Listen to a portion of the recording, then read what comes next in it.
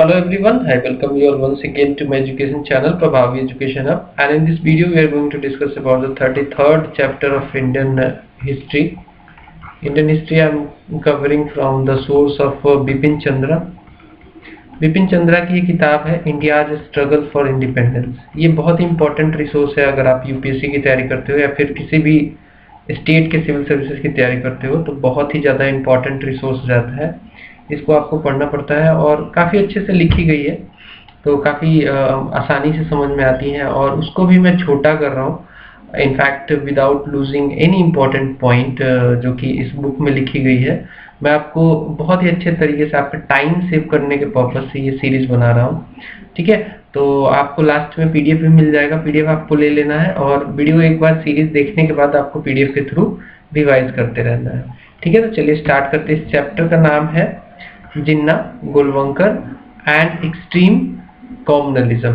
Extreme communalism की हम बात कर रहे हैं। इससे पहले हमने 32वें चैप्टर में कॉम्युनलिज्म का जो लिबरल फेज है वो हमने जान लिया था, हमने देख लिया था और हमने समझ लिया था, ठीक है, जो कि 32वां था। तो इससे पहले की वीडियोस नहीं देखे हो तो देख लेना। चैनल पर नए हो तो सब्सक्राइब करना, बेल आइकन को भी प्रेस करना। इससे मेरे जो लेटेस्ट वीडियोस मिलेंगे, जो अपलोड होंगे, उनका नोटिफिकेशन आपको मिलता रहेगा टाइम टाइम से। चलिए तो पहला पॉइंट देखते हैं। पॉइंट वाइज हम लोग पढ़ते हैं, इसको मैं स्लाइड्स में पॉइंट वाइज आपको एक्सप्लेन करता चलूंगा, तो बड़े ध्यान से सुनना है, ठीक है। तो ये देखिए, कम्युनलिज्म का जो लिबरल फेज था वो 1937 तक था। 1937 तक लिबरल फेज था, लेकिन ये लिबरल फेज जो है बाद में चेंज हो जाता है, एक्सट्रीम फेज में आ जाता है, एक्सट्रीमिस्ट फेज में आ जाता है, जिसको हम एक्सट्रीम कम्युनलिज्म कहते हैं। तो जो ये लिबरल फेज था ना इंडिया में, ये बेसिकली ऐसा इनका मानना था, जो ये बेसिस था लिबरल आइडियोलॉजी था जो कम्युनलिस्ट का, वो ये मानते थे कि इंडिया जो है, भारत जो है, it consisted of distinct religion. बहुत सारे रिलीजन हमारे कंट्री में रहते हैं और वही रिलीजियस जो कम्युनिटी है वो भारत बनाते हैं। एंड लेकिन इनका जो इंटरेस्ट है वो काफ़ी स्पेशल होता है और सेपरेट होता है। जैसे कि मान लीजिए कोई हिंदू है, उसकी कम्युनिटी का इंटरेस्ट अलग होगा, कोई मुस्लिम है तो उसकी कम्युनिटी का इंटरेस्ट अलग होगा, ठीक है। म्यूचुअल कॉन्फ्लिक्ट रहता है इनके बीच में, हमेशा म्यूचुअल कॉन्फ्लिक्ट देखा जाता है। एंड अल्टीमेट डेस्टिनी जो था उस समय का लिबरल कम्युनलिज्म का, वो ऐसा था कि Indian politics was a merger. मतलब अल्टीमेट डेस्टिनी जो होगा, despite having separate and special interest, हम लोग आपस में मर्ज कर जाएंगे। तो हिंदू जो कम्युनलिज्म थे लिबरल वाले, या फिर मुस्लिम जो कम्युनलिस्ट थे लिबरल वाले, वो चाहते थे कि हम लोग बाद में मर्ज हो जाए, सिंगल नेशन बनाए। लेकिन बाद में जब एक्सट्रीम कम्युनलिज्म में ये बढ़ता चला गया तो ये लोग सेपरेट नेशन की मांग करने लगे, ठीक है। आगे बढ़ते हैं। तो एज इट इज 1937 के बाद क्या हुआ, एक्सट्रीम कम्युनलिज्म भारत में देखा जाने लगा, जिसमें मोडस ऑपरेंडी क्या था इनका, तो भाई पॉलिटिक्स करते थे हैट्रेड की, जैसे कि हिंदू को मुस्लिम के अगेंस्ट में भड़काना, मुस्लिम हिंदू के अगेंस्ट में भड़काना एंड सो ऑन। एंड इसमें फियर फैलाया जाता था साइकोसिस लेवल पे कि भाई देखो अब हिंदू जो धर्म है खतरे में है, या मुस्लिम कहते थे कि अगर नेशनल मूवमेंट जीत गया तो बाद में हमें सेकेंड क्लास सिटीजन की तरह रहना पड़ेगा और ये काफ़ी अच्छा नहीं होगा। इससे क्या होगा कि हमारे हितों का ध्यान नहीं रखा जाएगा और अपनी ही कंट्री में हम लोग सेकेंड क्लास सिटीजन टाइप हो जाएंगे। तो फियर, साइकोसिस, ये सब फैलाने लगे ये लोग। इरेशनैलिटी पे ये बात करते थे, ये कभी इरेशनल नहीं, कोई लॉजिक नहीं देते, बस कह रहे थे कि ऐसा होगा ऐसा होगा, ठीक है। परमानेंटली इन कॉन्फ्लिक्ट में रहने लगे ये लोग धीरे धीरे, एक्सट्रीम कम्युनलिज्म जब से आया। एंड एक्सट्रीमिस्ट और फासिस्ट फेज जो है कम्युनलिज्म का, वो 1937 के बाद देखा जाने लगा। इसी के बारे में हम लोग फर्दर जितने भी पॉइंट्स आएंगे इसी से रिलेटेड होंगे। पहले मोहम्मद अली जिन्ना के डिस्कशंस होंगे, फिर गोलवंकर, फिर एक्सट्रीम कम्युनलिज्म के रीजन्स, ये सब आपको मिलता चला जाएगा, तो ध्यान से सुनना, ठीक है। आगे बढ़ेंगे। तो देखो नेक्स्ट पॉइंट यहाँ पे कहता है कि एक पॉपुलर बेस बन गया इस समय मास मूवमेंट का अराउंड एग्रेसिव एक्सट्रीमिस्ट कम्युनल जो पॉलिटिक्स थी वो रीच कर गई among the urban lower middle class. तो देखो एक बात यहाँ पे बता दूं कि जब लिबरल फेज था ना कम्युनलिज्म का, उस समय का जो पॉपुलर बेस था वो क्या था, अपर कास्ट के ही लोग थे, अपर कास्ट के ही लोग, उसमें ज़्यादातर अपर वर्ग के जो लोग थे, अपर क्लास के जो लोग थे, वही लोग इसमें पार्टिसिपेट करते थे। लेकिन बाद में जब 1937 के बाद एक्सट्रीम फेज आया, उस समय देखा गया कि जो पॉपुलर मास बेस था, पॉपुलर बेस जो था मूवमेंट का इनके कम्युनलिज्म का, उसमें urban lower middle class add हो गया, जिसका बेस काफी बड़ा था। तो बाद में जो एक्सट्रीम पॉलिटिक्स शुरू हुई कम्युनलिज्म के बेसिस पे, वो काफी वाइड स्प्रेड उसको बेस मिला। उसके मेन जो बेस था उसका अर्बन लोअर मिडिल क्लास, आपको जानना चाहिए। ठीक है, आगे बढ़ते हैं। तो चलिए देख लेते हैं कि जब ये ट्रांजिशन हुआ लिबरल कम्युनलिज्म से एक्सट्रीमिस्ट कम्युनलिज्म के, तो उसका रीजन क्या कह रहा है, उसके क्या ऐसे रीजन है कि लिबरल कम्युनलिज्म ट्रांसफॉर्म हो गई एक्सट्रीम कम्युनलिज्म में। तो सबसे पहला रीजन निकल के आता है यहाँ पे ग्रोथ ऑफ नेशनलिज्म। जब भारत में नेशनलिज्म का ग्रोथ होने लगा, जब यूनाइट होने लगे लोग काफी, जब गांधीयन फेज आया, जैसे कि वो फेज जो 1930 से 34 के बीच में जो सिविल डिसोबीडियंस मूवमेंट वाला था, इसमें काफी मतलब लोगों ने पार्टिसिपेट किया, और जो नेशनलिज्म था वो वाइड स्प्रेड हो चुका था और पूरे अपने एक्सट्रीम लेवल पे था। उस समय कहीं ना कहीं हिंदू मुस्लिमों को लगा कि ये कहीं कांग्रेस को ये लोग सोचते थे कि कांग्रेस एक ऐसी पार्टी है जो कि नेशनलिज्म अगर मान लो जीत जाती है, नेशनल मूवमेंट में ये लोग सफल हो जाते हैं, तो जो कंट्री बनेगा वो हिंदी डोमिनेंट कंट्री बन जाएगा। तो growth of nationalism itself was the cause of communalism। ठीक है, दूसरा है dominant political force in the election of the 1937। 1937 का जो इलेक्शन हुआ ना, उसमें काफी कॉम्युनल आइडियोलॉजी या फिर कह सकते पॉलिटिकल फोर्स जो था उस समय काफी वाइड स्प्रेड हो गया। आई मीन टू से कि एक आपको एग्जांपल है कि यूपी में जब सरकार बनाना था तो एक्चुअली 2 सीट चाहिए था मुस्लिम लीग को, 2 सीट यहाँ पे कम पड़ रहा था। ये डिमांड कर रहे थे कि कोलिशन गवर्नमेंट बना लिया जाए, लेकिन कांग्रेस ने इनके साथ मिलकर सरकार नहीं बनाई, जिससे कि एक और कहीं ना कहीं कहा जाता है कि जिन्ना के जो एस्पायरेशन थे उसको धक्का लगा, और कहीं ना कहीं वो 1937 वाला जो इलेक्शन था वो भी एक्सट्रीम कम्युनलिज्म में कहीं ना कहीं इसको लाने की का जिम्मेदार बना लिबरल कम्युनलिज्म को। ठीक है, लिबरल कम्युनलिज्म से एक्सट्रीम कम्युनलिज्म में लाने का जिम्मेदार एक बहुत बड़ा इलेक्शन भी बना 1937 का। Various political parties and landlords and other vested interest suffered A drastic decline. तो देखो बाद में हुआ क्या कि ये लोग जो पॉलिटिकल पार्टीज थी बहुत सारी, या फिर लैंडलॉर्ड्स जो थे जिनका वेस्टेड इंटरेस्ट था, वो लोगों का जो 1937 के बाद जो इलेक्शन हुआ उसमें कांग्रेस ने बहुत सारे वादे किए, बोले कि हम लैंड रिफॉर्म लाएंगे, लैंडलॉर्ड्स का जो पावर है उसको कम करेंगे, और इससे रिलेटेड कई सारी जो पॉलिटिकल पार्टियां थी वो इसमें बहुत कम वोट सीटें पा पाई 1937 में। तो इससे क्या इन सब लोगों का भी इंटरेस्ट जो था वेस्टेड इंटरेस्ट पे धक्का लगा, और ये लोग कहीं ना कहीं अपनी रोटी सेकने के लिए एक्सट्रीम कम्युनलिज्म की तरफ ये लोग झुक गए। ठीक है, बिकॉज यहाँ पे सफलता नहीं मिली, यहाँ पे तो कांग्रेस ने कई जगह सरकार बना लिया 1937 के इलेक्शन में, तो इससे क्या इनको धक्का लगा और ये लोग कम्युनलिज्म को के साथ जुड़ गए, वो भी एक्सट्रीम फॉर्म में। ठीक है, आगे बढ़ेंगे।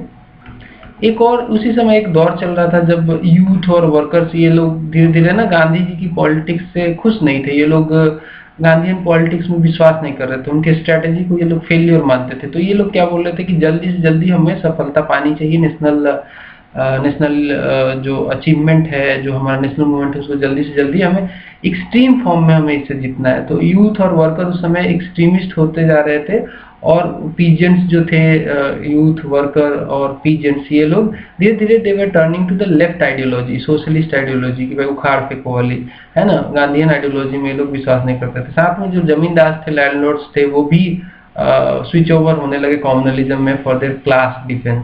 खासकर ये जो सब जो हुआ ये यूपी में हुआ, बिहार में हुआ, पंजाब एंड बंगाल वगैरह में ये सब देखा गया। तो ये सब कारण थे कि क्यों एक्सट्रीम कम्युनलिज्म की तरफ, लिबरल कम्युनलिज्म से एक्सट्रीम की तरफ जो ट्रांजिशन हुआ उसके रीजंस में आपको बता दूं। ठीक है, आगे बढ़ते हैं। देखो एग्जाम्पल के तौर पर जैसे मैंने बताया था ना कि ये सब यूपी, बिहार, पंजाब वगैरह, बंगाल वगैरह में हो रहा था। तो जैसे पंजाब की बात करें तो वहाँ पे जो बिग लैंडलॉर्ड्स थे जो वेस्ट पंजाब के, या फिर जो मुस्लिम ब्यूरोक्रेटिक एलाइट थे वहाँ के पंजाब के, वो लोग धीरे धीरे साथ देने लगे यूनियनिस्ट पार्टी जो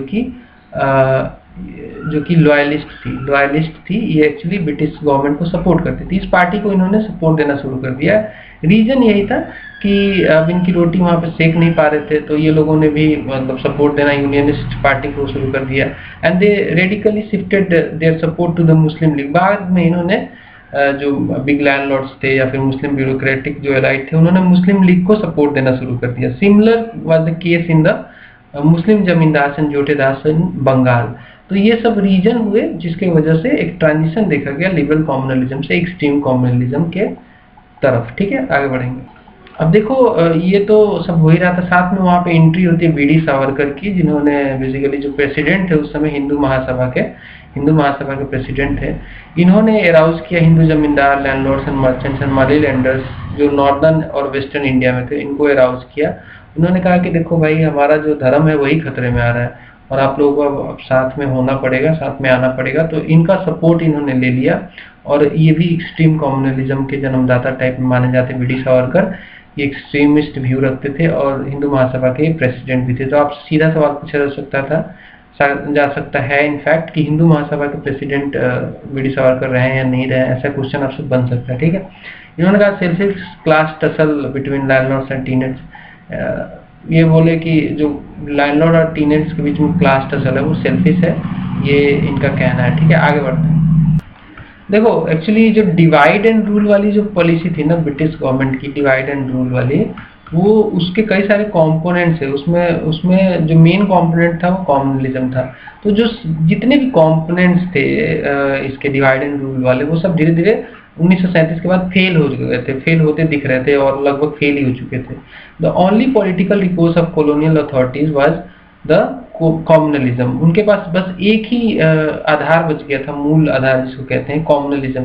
ये कैसे भी अगर ब्रिटिश गवर्नमेंट को सस्टेन करना है भारत में, अपनी पकड़ बनाए रखनी है, तो कम्युनलिज्म हमें फैलाना पड़ेगा, क्योंकि बाकी सब फेल हो गया था। जैसे कि उन्होंने जो डिवाइड एंड रूल वाली पॉलिसी में non Brahmin challenge in Maharashtra and south India का जो इन्होंने फैलाया था कि यहाँ पे नॉन ब्राह्मीण को सताया जाता है, परेशान किया जाता है, और इसमें डिवाइड कर दिया था इन्होंने नॉन ब्राह्मीण और ब्राह्मीण में, इस रीजन में महाराष्ट्र एंड साउथ इंडिया में, वो फिजल आउट हो गया था, वो धीरे धीरे समाप्त हो गया था। जैसे कि शेड्यूल्ड कास्ट वाला और अदर बैकवर्ड कास्ट वाला जो इशू था, वो भी जिसके बेसिस पे ये लोग मोबिलाइज करते थे, वो भी खत्म हो चुका था धीरे धीरे। ये लोग नेशनलिस्ट मूवमेंट में धीरे धीरे ज्वाइन कर गए थे। राइट एंड लेफ्ट विंग वाला भी जो कांग्रेस को डिवीजन करने की, इन्होंने स्प्लिट करने की जो कोशिश की, वो भी धीरे धीरे बाद में फेल हो गया। इंटर प्रोविंशियल एंड इंटरलिंगुअल राइवलरी जो उठाने की इन्होंने कोशिश की थी, वो भी धीरे धीरे खत्म हो गई, बिकॉज कांग्रेस ने खुद ही मान लिया था कि हम लोग ऐसी कंट्री बनाएंगे जिसमें लिंग्विस्टिक स्टेट होगा, कल्चरल डाइवर्सिटी को हम लोग मेंटेन करेंगे। तो ये सब जो डिवाइड करने वाले बाकी जो इनके कंपोनेंट्स थे वो सब फेल हो चुके थे और मेन बच गया था कम्युनलिज्म। इसलिए कहा जाता है कि 1937 के बाद कम्युनलिज्म एक्सट्रीम फॉर्म में चला गया, बिकॉज गवर्नमेंट के पास कोई और ऑप्शन नहीं था और कोई कंपोनेंट बचा नहीं था। वो सब धीरे धीरे नेशनल मूवमेंट के पार्ट हो चुके थे और कांग्रेस ने भी लिंग्विस्टिक स्टेट वाली पॉलिसी फॉलो कर ली थी, एक्सेप्ट कर ली थी। ठीक है, आगे बढ़े। अब देखो, जब वर्ल्ड वार 2 छिड़ा, जिसका डेट था 1 सितंबर 1939, तो यहाँ पे कांग्रेस ने डिमांड करना शुरू कर दिया कि ये जब वर्ल्ड वार 2 खत्म होगा ना, तो हमें आपको ब्रिटिश गवर्नमेंट से डिमांड करने लगे कि हमें आपको शासन हमारे हाथ में सौंपना पड़ेगा। इससे क्या हुआ कि ब्रिटिश गवर्नमेंट के अंदर एक भावना जगी कि यार ये तो दिक्कत वाली बात होगी। तो इन्होंने देखा कि अब क्या कर सकते हैं, तो इन्होंने क्या किया कि जो कॉमनल कार्ड है उसको प्ले करना शुरू कर दिया। So world war 2 on September 1 1939 further extend the reliance on the communal card. इनको लगा कि यार अब तो ये डिमांड करेंगे, तो एक काम करते हैं, ऐसा प्रपोजल रख देते हैं कि मतलब जब तक हिंदू मुस्लिम यूनाइट नहीं होगा तब तक हम लोग आपको स्वतंत्रता देंगे नहीं। तो ये कार्ड इन्होंने खेला यहाँ पे, और ये बिल्कुल मुश्किल हो चुका था उस समय कि हिंदू मुस्लिम यूनाइट होंगे। तो ये पॉलिटिक्स ब्रिटिश वाली डिवाइड एंड रूल वाली यहाँ भी काम करती है। So the League was recognised as the sole spokesperson for the Muslim and given the power to veto any political settlement. तो देखा कि जब डिमांड ही हो रही है कांग्रेस की तरफ से, तो एक काम करते हैं, लीग को सोल स्पोक्स पर्सन बना देते हैं मुस्लिम का, मुस्लिम के लिए मेन रिप्रेजेंटेटिव यही रहेगा। और इन अब चूंकि हमने बोल ही दिया है कि हिंदू मुस्लिम जब तक यूनाइट नहीं होंगे तब तक हम स्वतंत्रता देंगे नहीं, तो ये लोग यूनाइट ही नहीं होंगे तो हम स्वतंत्रता भी नहीं देंगे। तो ये इनके टैक्टिक्स थे। ठीक है, कम्युनलिज्म को कार्ड बना के इन्होंने इसको प्ले किया। ठीक है, आगे बढ़ते हैं। चलिए इसी संदर्भ में एक और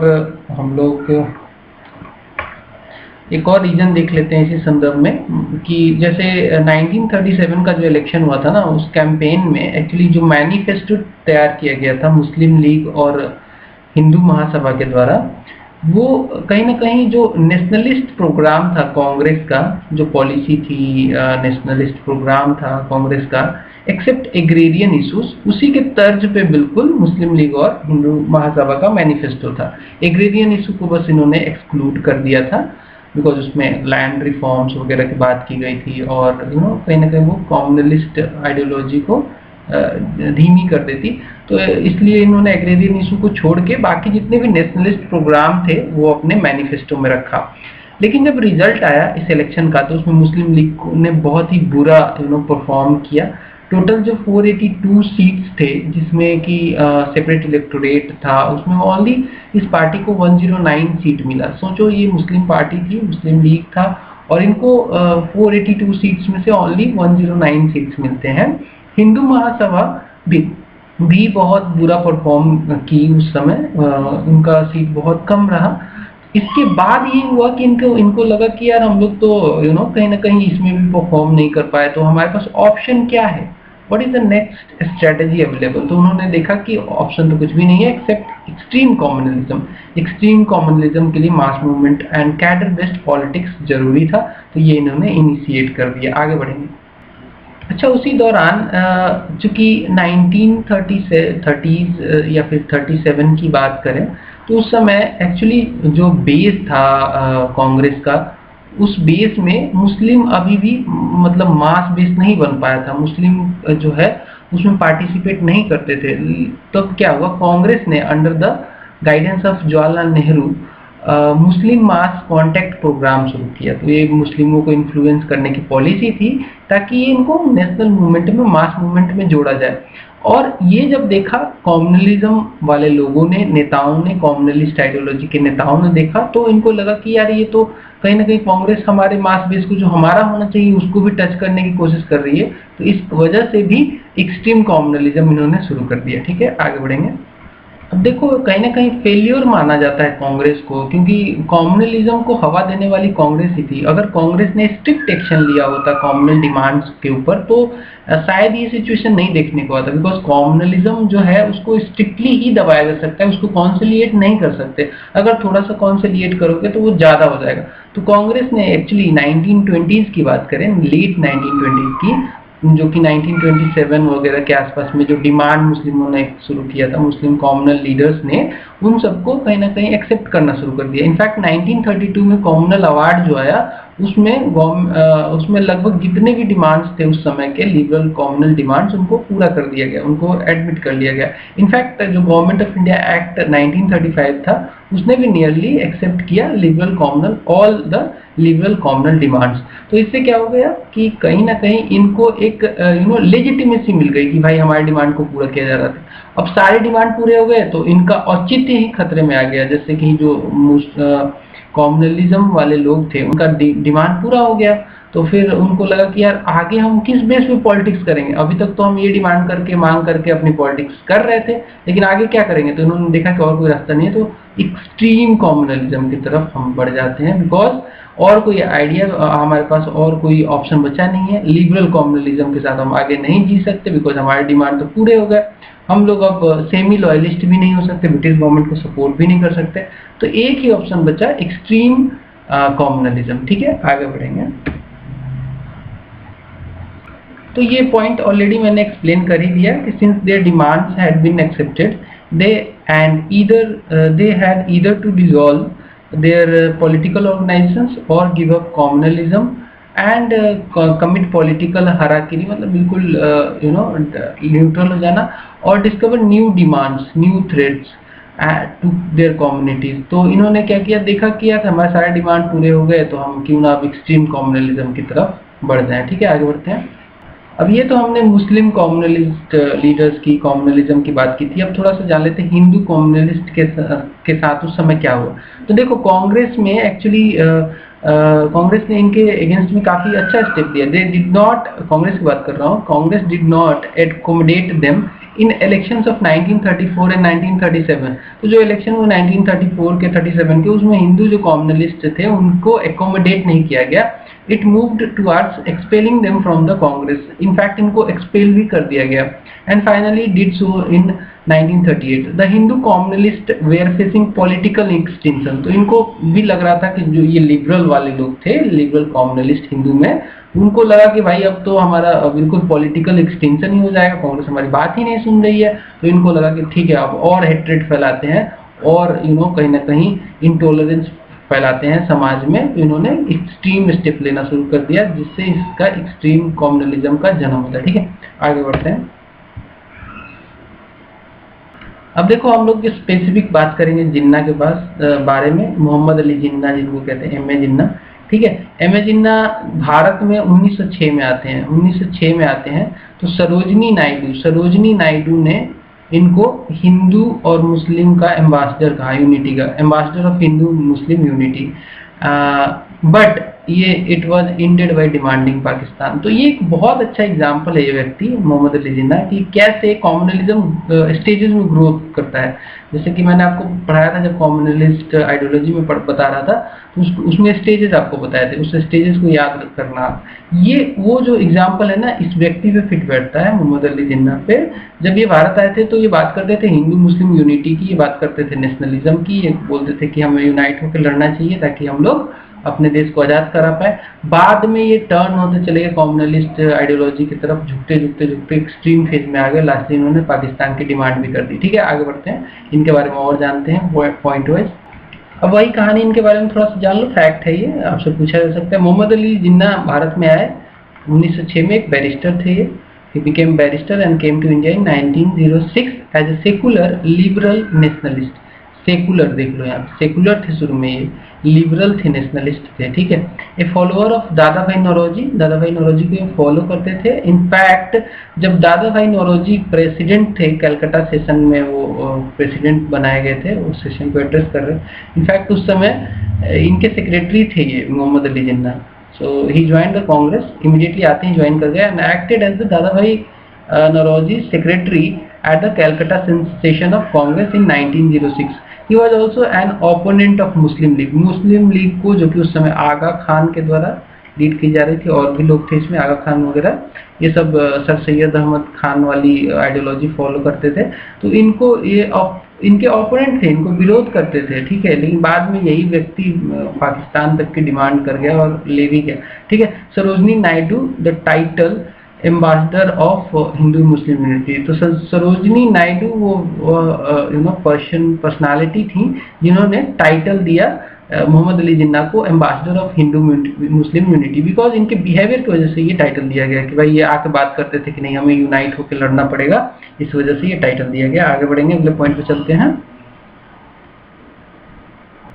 देखो इनका कैसे मतलब चरणबद्ध तरीके से इनका जो प्रोग्रेशन हुआ कम्युनलिज्म के टुवर्ड्स, वो मैं आपको समझा देता हूँ इस पॉइंट से। फर्स्ट स्टेप टुवर्ड्स कम्युनलिज्म, ये हम बात करें मोहम्मद अली जिन्ना की।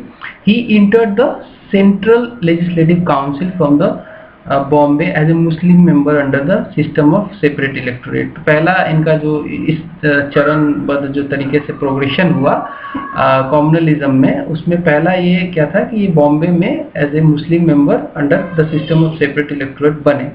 एंड बाद में इन्होंने कॉम्युनल नेशनलिस्ट की तरह ही एक्ट किया 1913 में जब ये ज्वाइन किए मुस्लिम लीग। तो देखो क्वेश्चन पूछा जा सकता है मोहम्मद अली जिन्ना जो थे वो मुस्लिम लीग में कब ज्वाइन किए, तो वो 1913 में ज्वाइन किए मोहम्मद अली जिन्ना मुस्लिम लीग में एज ए कॉम्युनल नेशनलिस्ट। ठीक है, कॉम्युनल नेशनलिस्ट मतलब कि कॉम्युनल हूँ लेकिन मैं नेशनलिस्ट हूँ, मैं भारत के आज़ादी की बात करता हूँ। ठीक है, बाद में लखनऊ पैक्ट में, लखनऊ में जो कांग्रेस लीग का पैक्ट हुआ उसमें ये मेंबर थे, उन्होंने ही तिलक के साथ मिलकर इसको ऑथर किया था, इस पैक्ट को लिखा था।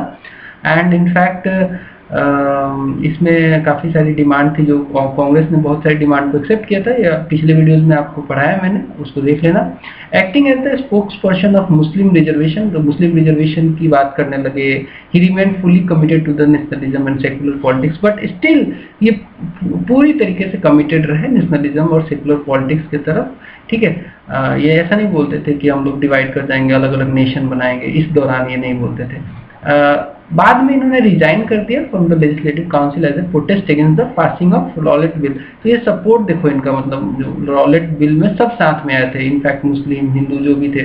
मोहम्मद अली जिन्ना इटसेल्फ जो थे हिमसेल्फ, उन्होंने रॉलेट बिल के विरोध में एज ए लेजिस्लेटर जो थे, लेजिस्लेटिव काउंसिल के मेंबर थे, इन्होंने रिजाइन कर दिया। ठीक है, आगे बढ़ते हैं।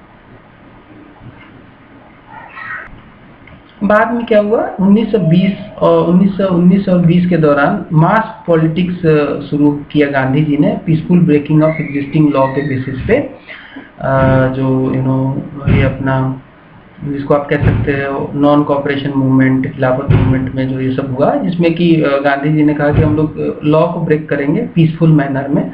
तो उसमें जिन्ना ने इसको डिसएग्री किया, जिन्ना ने सपोर्ट नहीं किया इसको, जिन्ना ने बोला नहीं मैं इसे नहीं सपोर्ट कर सकता, बिकॉज ये लिबरल थे और लॉयलिस्ट भी थे कहा जाता है। शुरुआती दौर में काफ़ी लिबरल थे, तो लिबरल आइडियोलॉजी वाले लोग ये रूल ब्रेक वगैरह से दूर रहते थे।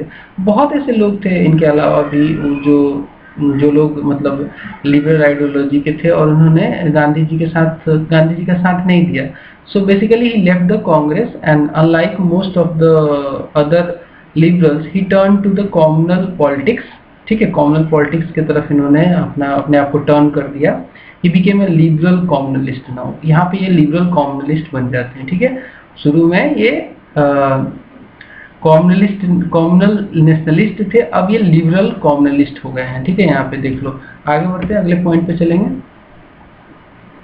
नेक्स्ट पॉइंट कहता है कि during the 1920s Jinnah nationalism was not fully swallowed by communalism. मतलब 1920 का जो दशक था उसमें जिन्ना का जो नेशनलिज्म वाला जो पॉलिसी था, उनका जो अप्रोच था, वो पूरी तरीके से कॉम्युनलिज्म में निगला नहीं था, उसको नहीं पूरी तरीके से मतलब निगला जा चुका था कॉम्युनलिज्म के द्वारा। मतलब पूरी तरीके से वो कॉम्युनिस्ट नहीं हुए थे इस दशक में। ही रिवाइव्ड, एग्जाम्पल के तौर पे बोलूँ तो मुस्लिम लीग को रिवाइव किया उन्होंने 1924 में, on the basic communal idea that Muslim should organise themselves, stand united and should press every reasonable point to for the protection of their community. अपनी कम्युनिटी को प्रोटेक्ट करने की बात कर रहे थे, ऑर्गेनाइज करने की, यूनाइट रहने की बात कर रहे थे, but still he pleaded for Hindu Muslim unity. बोला कि ठीक है अपने आप को मजबूत करो लेकिन हिंदू मुस्लिम यूनिटी होनी चाहिए। In fact he fight the British together. उन्होंने कहा कि मतलब जो हिंदू मुस्लिम यूनिटी होगी उससे हम ब्रिटिश को एक साथ लड़ाई कर सकते हैं, उनके साथ, और मजबूती से लड़ाई कर सकते हैं। इन्होंने जो स्वराजिस्ट थे जो उस समय के सियादास वगैरह, उनके साथ कोऑपरेशन भी दिखाया in opposing the government policies. He also supported the boycott of Simon commission. Simon commission का बाइकाट में भी इन्होंने सपोर्ट, हालांकि डायरेक्टली पार्टिसिपेट नहीं किया था इन्होंने, लेकिन ये एक सपोर्टर थे साइमन कमीशन के बाइकाट के। ठीक है, आगे बढ़ेंगे। लेकिन 1920 के दशक में तो ये ठीक ठाक रहे, लेकिन बाद में step by step he surrendered to the more reactionary communalist led by Aga Khan, जो कि बिल्कुल मतलब एक्सट्रीमिस्ट टाइप लोग थे, मोहम्मद सैफ सफ़ी, ये लोगों के इन्फ्लुएंस में आ गए और धीरे धीरे स्टेप बाय स्टेप इन्होंने सरेंडर कर दिया अपने आप को एक्सट्रीम कम्युनलिज्म की तरफ। इसको करने में ऐसा तो है नहीं कि बिना किसी को खोए हुए ऐसा कर दिया इन्होंने। He lost bargain support of nationalist leader like Mohammad M.A. Ansari, T.A.K. Sherwani and Syed Mahmud. In fact he also lose the bargain support of his lieutenant of, जिनका नाम था MC छागला। इनको बहुत सपोर्ट करते थे MC छागला, और MC छागला का भी साथ इनका छूट गया। ठीक है, तो ये सब पॉइंट आपको याद रखने पड़ेंगे, बार बार रिवाइज करोगे PDF के थ्रू तो आपको डेफिनेटली याद हो जाएंगी चीज़ें। और मैं काफ़ी मतलब सरल बना रहा हूँ आपको, 30 घंटे में पूरा हिस्ट्री कोई भी प्रोवाइड नहीं करेगा मेरे भाई। मैं आपको 30 घंटे के अंदर पूरा हिस्ट्री प्रोवाइड करने की कोशिश कर रहा हूँ। अगर आप इसको थोड़ा सा स्पीड बढ़ा के देखोगे 1.5 गुना, तो आपको इनफैक्ट और भी 20 घंटे में ही आपका ये पूरा सिलेबस कंप्लीट हो जाएगा। मतलब बंदा अगर चाहे तो 2 दिन में हिस्ट्री पढ़ सकता है। सोचो 2 दिन में पढ़ सकता है तो रिवाइज करके वो कितना स्ट्रॉन्ग हो सकता है हिस्ट्री में। ये अप्रोच के साथ मैं आपको पढ़ा रहा हूँ। ठीक है, आगे बढ़ते हैं। बाद में ये he basically alienated from the main current of nationalism. 1930 के बाद ये नेशनलिज्म के मेन करंट से ये बाहर हो जाते हैं, and he further move towards a more radical social economic programme. मतलब बिल्कुल मुस्लिमों के लिए ही बात करना कि नहीं हम तो बिल्कुल अलग है, हमारा तो अलग नेशन होना चाहिए, हमारा अलग कंडीशन है, हमारा सोशल इकोनॉमिक प्रोग्राम अलग होना चाहिए। बिल्कुल इन्होंने एक्सट्रीम अपना जो है डायरेक्शन मोड़ दिया 1930 के बाद। ठीक है, आगे बढ़ते हैं। अब देखो थोड़ा सा बता दूं कि जब ये एक्चुअली जब मूवमेंट चल रहा था ना 1930 वाला जो सिविल डिसोबीडियंस वगैरह, तो इस समय ये बेसिकली छोड़ के इंडिया चले गए थे, ब्रिटेन में चले गए थे। ब्रिटेन से वापस लौटे ये 1936 में, मतलब 1930 के आसपास ये ब्रिटेन चले गए। उसके बाद ये वापस लौटे 6 साल बाद लगभग। एंड इस बार जो लौटे तो इन्होंने फिर से कहा कि once again revive the Muslim League. इन्होंने मुस्लिम लीग को रिवाइव किया on the basis of liberal communalism. इन्होंने कहा कि मैं लिबरल ही रहूंगा, मैं एक्सट्रीम नहीं बनूंगा। हालांकि एक्सट्रीम में यहाँ पे घुस गए थे, लेकिन बाद में छोड़ छाड़ के भाग गए और फिर वापस आए 1936 में। तो मूड बदल के आए, इन्होंने कहा कि नहीं अब फिर से मैं लिबरल कम्युनलिज्म को फॉलो करूंगा, लेकिन ये ज्यादा देर तक फॉलो नहीं कर पाए। उसका एग्जाम्पल मैं आपको पॉइंट वाइज समझाता हूँ। तो जब ये आए थे ना, तो जिन्ना का प्लान ये था कि मुस्लिम लीग को ये बेसिकली जो इलेक्शन होगा ना उसमें लड़ेंगे और बेसिकली कांग्रेस से एक और, जैसा लखनऊ पैक्ट साइन करवाया था ना, वैसा ही एक और पैक्ट कांग्रेस से हम लोग साइन कराएंगे। ये प्लान लेके ये आए थे भारत में, ठीक है। लेकिन क्या ये प्लान सक्सेसफुल हो पाया? चलिए देखते हैं आगे। तो देखिए यहाँ तक देखिए कि जिन्ना ने इनफैक्ट जिन्ना की जो मुस्लिम लीग थी उन्होंने जो इलेक्शन लड़ा वो सेमी नेशनलिस्ट कांग्रेस के टाइप के प्रोग्राम पे ही लड़ा, मतलब कि उसमें बस एग्रेरियन डिमांड वगैरह को हटा दिया गया। इनफैक्ट जो कॉमनल डिमांड था उनका वो कुछ ही था, जैसे कि Muslim demands being protection and promotion of Urdu language and script. यही बेसिकली छोटा मोटा डिमांड रख के आए थे। बिल्कुल लिबरल कम्युनलिज्म के टाइप में इन्होंने चुनाव लड़ा, लेकिन चुनाव तो बिल्कुल फेल हो गया। वहाँ पे तो 109 ही सीट जीत पाए 482 सीटों में। तो फिर इनको लगा कि अब क्या करना चाहिए। तो ठीक है, अगला पॉइंट इसी के बारे में मैं आपको बता देता हूँ। अब देखो ये इलेक्शन तो बुरी तरीके से हार चुके थे। वहाँ पे 109 ही सीट आई थी। इनफैक्ट यूपी में भी सरकार नहीं बना पाए थे, बिकॉज 2 सीटें कांग्रेस से डिमांड की इन्होंने जिससे कि सरकार बन सकती थी, वो भी कांग्रेस ने नहीं दिया। तो देखो यहाँ पे हुआ क्या कि alternative was to take the mass politics. इनके पास अब क्या ऑप्शन बचता है? सब कुछ तो फेल हो गया इनका। तो mass politics which is in view of the semi feudal, मतलब कि सेमी फ्यूडल बन के या फिर सेमी लॉयलिस्ट गवर्नमेंट को थोड़ा सपोर्ट दे के सोशल बेस पे, and league and his own socially economically and politically conservative view could only be based on the crisis of Islam. तो देखा कि ये सब फेल हो जाएगा, सेमी फ्यूडल, सेमी लॉयलिस्ट, ये सब फेल हो जाएगा। तो इन्होंने कहा कि अब तो एक ही ऑप्शन बचता है, एक्सट्रीम कम्युनलिज्म, जो कि हम कैसे हम लोग डेवलप करेंगे? तो हम कहेंगे इस्लाम खतरे में है, इस्लाम खतरे में है, कुछ भी होगा इस्लाम खतरे में है। इसी पे हम लोग मुस्लिम भाई लोगों को अपने साथ लाएंगे, एक्सट्रीम कम्युनलिज्म का गेम खेलेंगे। So he finally decided in 1937-38 to opt for his last option, that is extreme communalism. ठीक है, आगे बढ़ते हैं। तो फिर इन्होंने क्या प्रोपोगेट करना शुरू कर दिया? Fear and insecurity among the Muslims. ऐसी बातें बोलनी शुरू कर दी इन्होंने जिससे कि मुस्लिम कम्युनिटी में फियर और इनसिक्योरिटी की भावना आ जाए। इन्होंने ये कहना शुरू कर दिया कि देखो भाई, Congress wanted not independence from British imperialism but a Hindu raj. बोला कि कांग्रेस कोई ऐसा नहीं है कि इंडिपेंडेंस चाहती ब्रिटिश राज से, बट ये चाहती है कि हिंदू राज बनाए in corporation with the British and domination over Muslim. ये चाहते हैं, इन्होंने कहना शुरू किया कि कांग्रेस चाहती है कि ब्रिटिश के साथ मिल के अपना हिंदू राज बना ले और मुस्लिमों के ऊपर डोमिनेट करे, और इनफैक्ट इस्लाम इससे खतरे में आ जाएगा और हमारा हो सकता है एक्सटर्मिनेशन भी हो जाए। तो ये बोल बोल के फियर और इनसिक्योरिटी पैदा करना इन्होंने शुरू कर दिया मुस्लिम कम्युनिटी के बीच में। ठीक है, आगे बढ़ते हैं। इनफैक्ट अलीगढ़ में इन्होंने भाषण दिया मार्च 1941 में। तो कहा कि Pakistan is not only a practicable goal but the only goal if you want to save Islam from complete annihilation in this country. बोला कि देखो, जैसा कि जर्मनी वगैरह में होता है ना, वैसा ही हो जाएगा भारत में। बोला कि अगर हम पाकिस्तान, हमारा नॉट ओनली प्रैक्टिकल गोल है but it is the only गोल, एक ही गोल है हमारे पास, एक ही एम है, एक ही गोल है। अगर ऐसा नहीं हुआ तो इस्लाम खतरे में आ जाएगा और पूरी कम्युनिटी एनिहिलेशन में चली जाएगी, इनको समाप्ति हो जाएगी इनकी। ठीक है, आगे बढ़ते हैं। तो भाई देखो, अब मोहम्मद अली जिन्ना जैसे पढ़े लिखे लोग अब एक्सट्रीम कम्युनलिज्म में जा सकते हैं, तो बाकी का क्या गारंटी? जैसे कि एग्जाम्पल के तौर पर जेड एस सुलेरी, FM दुरानी, फजल उल मुल्क जो कि प्रीमियर थे उस समय बंगाल के। प्रीमियर का मतलब मैं बता दूं कि जो सीएम अब आज का होता है ना, उस समय सीएम को प्रीमियर कहा करते थे। तो बंगाल के प्रीमियर थे।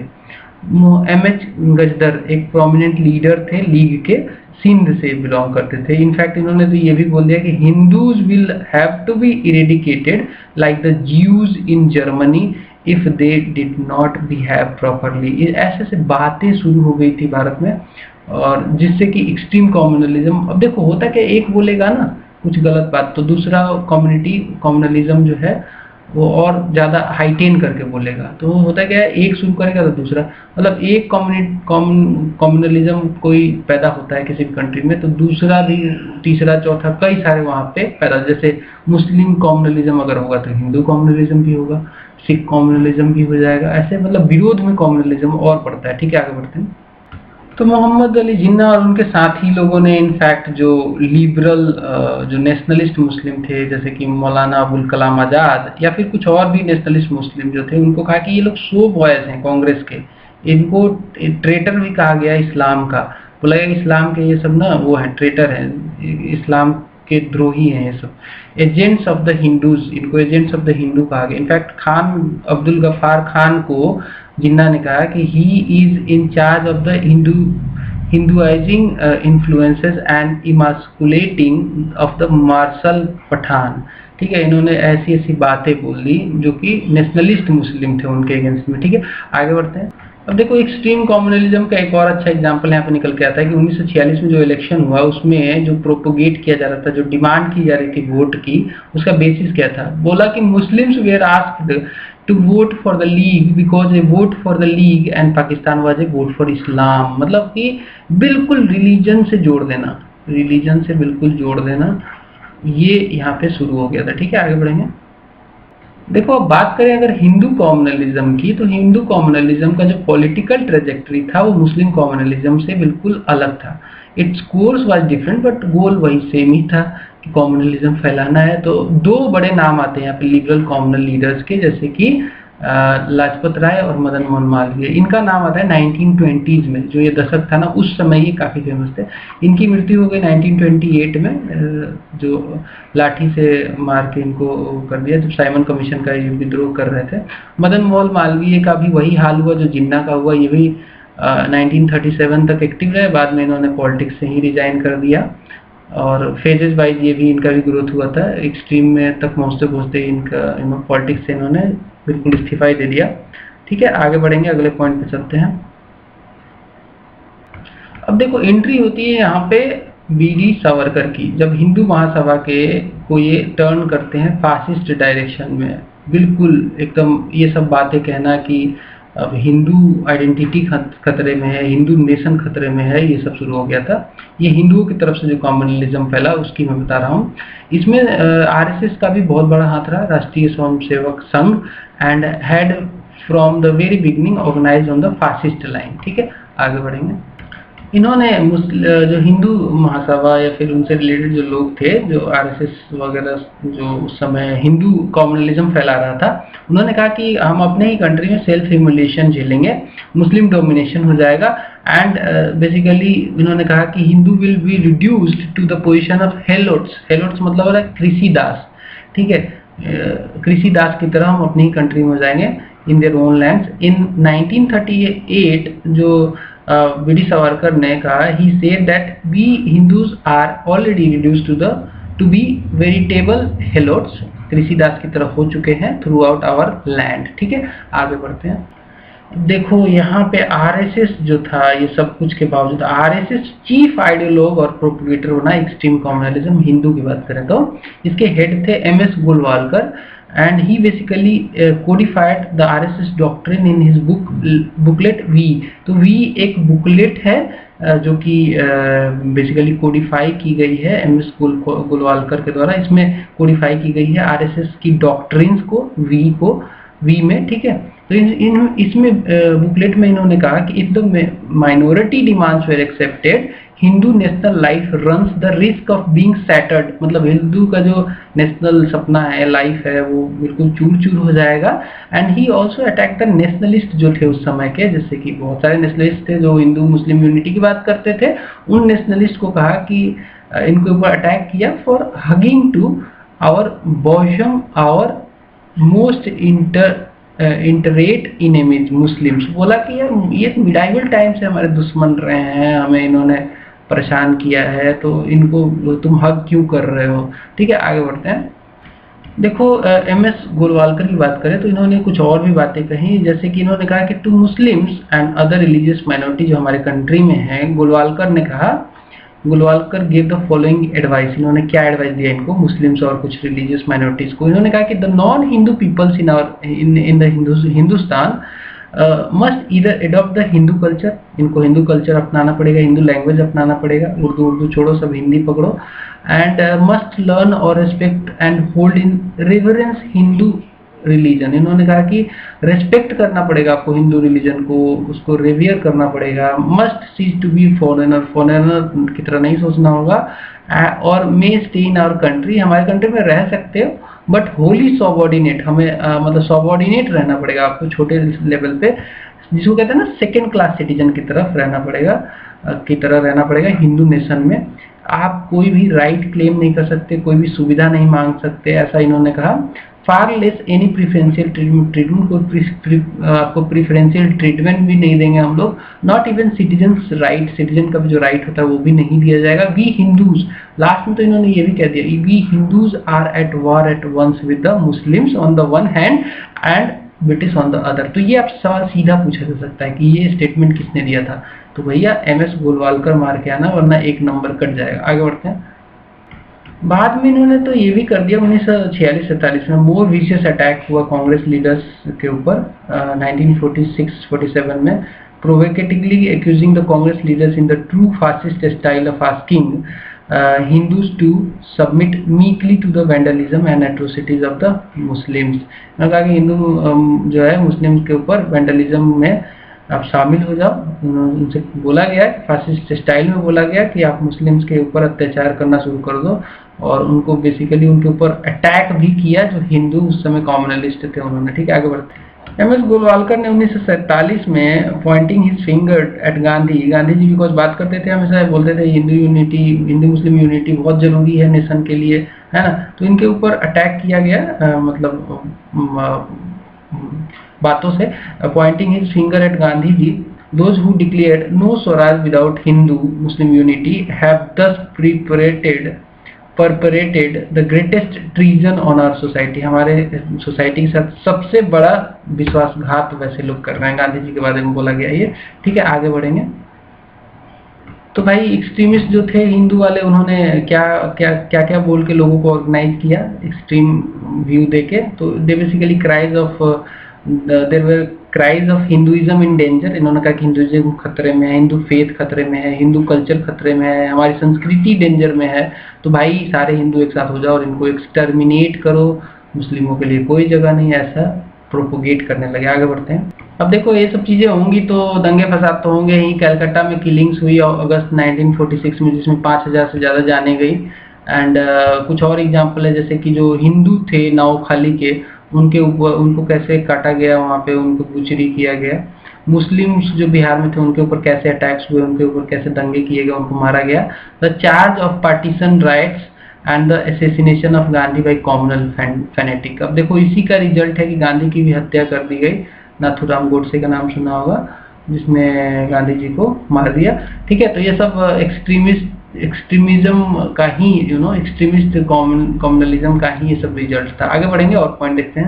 सबसे ज्यादा इसका जो कर्ज चुकाना पड़ा, heaviest cost was to those of Muslims who remained migrated to Pakistan. जो मुस्लिम भारत में रुके या फिर जो माइग्रेट कर रहे थे पाकिस्तान में, उनके ऊपर जबरदस्त दंगे हुए, उनको मारा गया, काटा गया। ऐसा मतलब मुस्लिमों के साथ भी हुआ, हिंदुओं के साथ भी हुआ जो उधर से आ रहे थे इधर। So once Pakistan was formed, ये तो पॉइंट यहाँ पे खत्म हो गया। बाद में क्या, पाकिस्तान जब फॉर्म हुआ ना, तो जिन्ना ने कहा कि ठीक है अब पाकिस्तान तो फॉर्म हो गया, लेकिन अब पाकिस्तान में किस तरीके के गवर्नेंस रहेगा, किस तरीके की आइडियोलॉजी रहेगी, तो बोला लिबरल कॉम्युनलिज्म रहेगा पाकिस्तान में, इवन सेकुलरिज्म भी हो सकता है। बोला कि जो यहाँ पे इन्होंने एक भाषण दिया था जिन्ना ने, उसमें बोला कि we all are citizens and equal citizens of one state. तो बोला कि पाकिस्तान में जितने भी हिंदू हो या मुस्लिम हो, सारे सिटीजन है हमारे स्टेट के। लेकिन उस समय तक काफी देर हो चुका था, but it was all too late, because जो इन्होंने मॉन्स्टर को जगा दिया था, जो सो कॉल्ड एक्सट्रीम कॉम्युनलिज्म को, उसका रिजल्ट तो झेलना ही था, जिससे काफी दंगे हुए। इनफैक्ट आज भी सेकुलर स्टेट नहीं है पाकिस्तान, ठीक है, सबको पता होगा। आगे बढ़ते हैं। इंडिया की बात करें तो India basically succeeded in framing the secular constitution, हालांकि इसके अपने फायदे घाटे हैं वो अलग बात है, लेकिन भारत सफल रहा सेकुलर कॉन्स्टिट्यूशन बनाने में। ठीक है, आगे बढ़ेंगे। अब देखो दो मेजर कंट्रोवर्सी आती है कि देखो ये कॉमनल प्रॉब्लम जो है था उसको ये कहीं ना कहीं सॉल्व किया जा सकता था, उसको डिसअपियर किया जा सकता था अगर जिन्ना को कंसोलिडेट कर दिया जाता 1937 से 39 के बीच में। अगर स्पेसिफिकली बात करें तो वो यूपी में सरकार बनाना चाहते थे, जिसके लिए 2 सीटें चाहिए थी, 2 बंदों का सपोर्ट चाहिए था कांग्रेस की तरफ से, जो कि उन्हें नहीं मिला। तो अगर ये कहीं ना कहीं कंसोलिडेशन किया जाता तो हो सकता था कि इतना एक्सट्रीम टर्न ना होता। तो कि इसमें कितनी सच्चाई है उसको देख लेते हैं, इसमें सच्चाई कितनी है। ठीक है, अगला पॉइंट देखते हैं, अगले पॉइंट से सच्चाई पर चले जाते हैं। Before he was rebuffed, Jinnah was already a full fledged liberal communal. कहने का मतलब है कि देखो उनको थोड़ा बहुत अगर कंसोलिडेट भी करते तो उससे पहले बता दें कि वो खुद ही एक लिबरल कॉमनल हो चुके थे। बहुत सारे एफर्ट कांग्रेस लीडर्स ने पुट किए from 1937 to 1939 to negotiate, but he refuse to tell the Congress leaders demands. उनकी डिमांड्स क्या है इन्होंने बताया नहीं। वो बोलते थे कि नहीं मुझे कोई नेगोशिएशन नहीं करना है। एंड बोलते थे कि ये सब डिमांड जाने से पहले ना आप कांग्रेस एज ए कांग्रेस आप ये रिनाउंस करो कि आप एक सेकुलर करेक्टर या की ऑर्गेनाइजेशन है वो, की पॉलिटिकल बॉडी हो, आप बोलो कि हम लोग हिंदू कॉम्युनल बॉडी है। ये ऐसा डिमांड करने लगे। जिन्ना बोले कि कांग्रेस आप ऐसा मत, मेरे से बात करने की कोई जरूरत नहीं है, आप लोग पहले ये बोलो कि आप लोग हिंदू कॉम्युनल बॉडी हो, आप सेकुलर करेक्टर को पहले रिनाउंस करो, त्याग दो उसको, एंड एक्सेप्ट करो कि मुस्लिम लीग जो है वो सोल बॉडी है जो कि मुस्लिम्स को रिप्रेजेंट करेगी हमारी कंट्री में।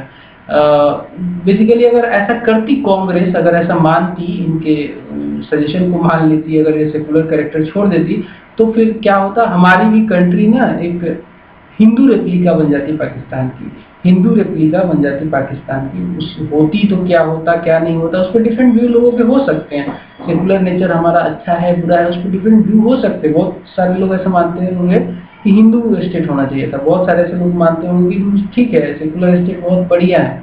ये अलग अपना अपना पॉइंट ऑफ व्यू है। बट अगर ऐसा उस समय कांग्रेस मान लेती तो Hindu replica of Pakistan definitely हो जाता हमारे यहाँ भी। हमारे यहाँ बिल्कुल हिंदू ही बचते और काफी ज्यादा यहाँ पे एट्रोसिटीज होती, काफी सारी दिक्कतें होती। एनीवे आगे बढ़ेंगे, अगले पॉइंट को देखते हैं।